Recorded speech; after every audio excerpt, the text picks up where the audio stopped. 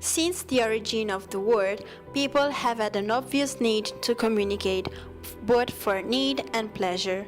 Language has changed. It has gone from a basic structure composed of subject, verb, and object to a more complicated and elaborated one.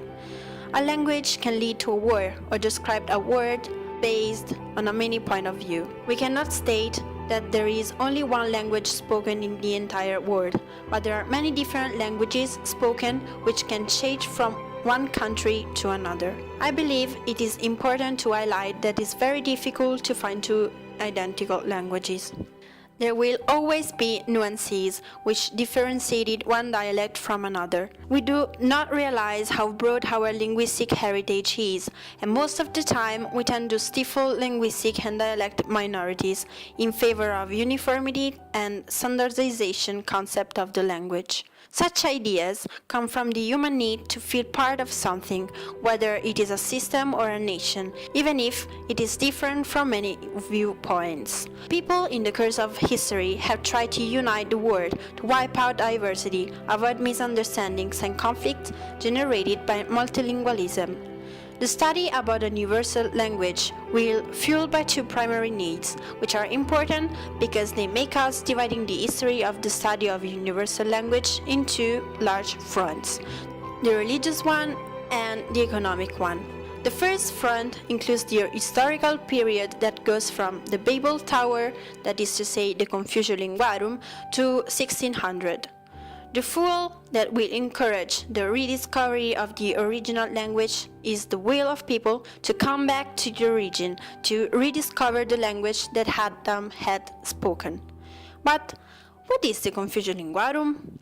The Genesis 11 talks about the episode of the Babel Tower construction by man who spoke all the same language and tried to reach God, but he punished them, making them speak different languages and preventing the termination of the tower. Interpreting this fragment, many intellectuals consider the creation of different languages as a divine punishment. In fact, the languages that have been born from that episode would be 72. And in this way, there would be multilingualism. Saint Austin tried by all means to discover the original language, finding a way to reach God. These studies are based on Adam as nomoteta, that is to say, the one who invented the first form of language, giving each living being nominibus suis, their own names that are divine and perfect, and that have been lost after the expulsion of Adam and Eve from heaven. In this way, the nomoteta has distanced himself from the real essence of things, giving him a human point of view. Claude Duret will strive himself to prove the primordial aspect of hybris, believing that the animals' name contain the meaning of their natural history. Also, Guillaume Postel will support this thesis, making a comparison between 12 alphabets of different languages, giving life to an even more linguistic fervor, arousing the interest in an obsessing study of vocabulary. Whereas during the Renaissance, there will be the idea of the existence of different mother tongues, and the split of languages will be considered as a natural process in the formation of idioms. We are facing a multilinguistic hypothesis, which includes the idea of primeval stocks that will be supported by Giambattista Vico, who will trace a genetic succession of languages that goes from God's language to the hero's one, and also to human language. In this way, he creates three languages, which are born together and then they were developed according to human needs. Another important aspect in the history of the research of the primordial language is the rediscovery of images as an element that is able to unify all nations and to foster communication. In the Renaissance, the philosophers will analyze the Egyptian language, giving life to a fanaticism for the mystic aspect of hieroglyphics, which keep the original knowledge. The father of Egyptology is Athanasius Kircher, who starts an obsessive decoding, and he will formulate the existence of 21 principal hieroglyphics, which come from Greek alphabet by an abstraction process. However, nobody knew very well the real meaning and the real translation of hieroglyphics, a discovery which be fundamental for the translation of hieroglyphics, thanks to the French archaeologist Jean-François Champollion, will be that of Rosetta Stone. It is a granodiorite stele inscribed with a decree issued at Memphis in 196 before Christ on behalf of King Ptolemy.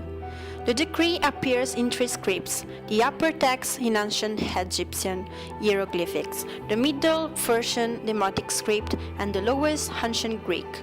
Because it presents essentially the same text in all the three scripts, it provides the key to the modern understanding of Egyptian hieroglyphics.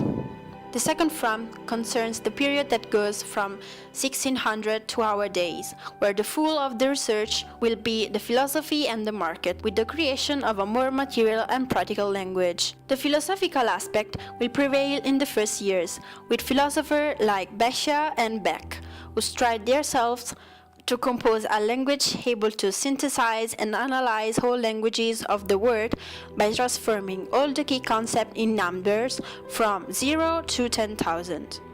Other studies are related to the creation of a priori language, that is to say, a language with a grammar and a vocabulary made out from nothing, and which would increase trade between the nations. These ideas shows that we are in a period in which whole nations tend to expand themselves and in which they start wondering about the means of communication used by missionaries and whole men to communicate with indigenous or people of different mother tongues. The obvious answer is an implementation and simplification of the grammar to raise problems and ambiguities. Following this theory, there will be a nationalistic thesis, which will see Britain as cradle of universal language. In fact, English has a simple structure and grammar, able not to make troubles. But the pioneer of these studies will be Giordano Garno, who exposes a logical system for words development from their primordial meanings. Each letter corresponds to a class of concepts. For example, A stands for living beings, H substances, and so on. These letters are symbols, similar to numbers, which indicate specific subclasses depending on the position which they are located. However, this system creates great difficulties in memorization and understanding, because similar concepts are indicated by the same word and it is difficult to distinguish them. During 1700 and 1800, there will be no longer experiments, but for the creation of an odd artificial language, that is to say, Soresol, based only on the 7 notes.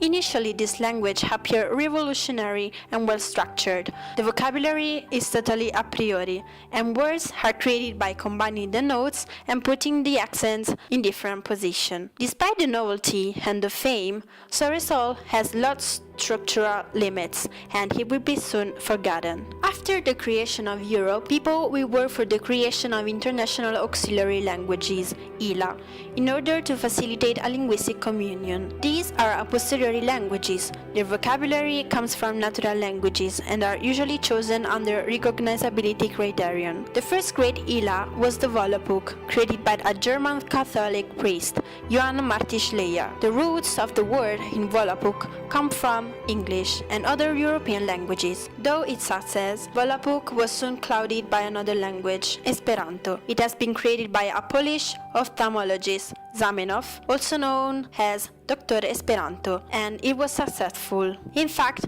the language shows a balance between grammar uniformity based on similar principle of Volapük and roots recognizability, which derive from Romance languages and other European languages, pretty used in international trade. Even the parts of speech are easily recognizable. Its closeness to Romance languages makes it very easy to understand. The dream of a linguistic concord doesn't leave human mind, and this leads to a continued research of a new lingual possibilities. In 1996, there will be the creation of UNL Program that creates a new digital language that allows the immediate conversion of a web page into another language. After a temporal analysis carried out in this thesis, the question which comes to my mind is the universalization of the language so essential? On one hand, it will facilitate the dialogue and the cancellation of whole diversity, which are considered as negative and harmful to peace and brotherhood.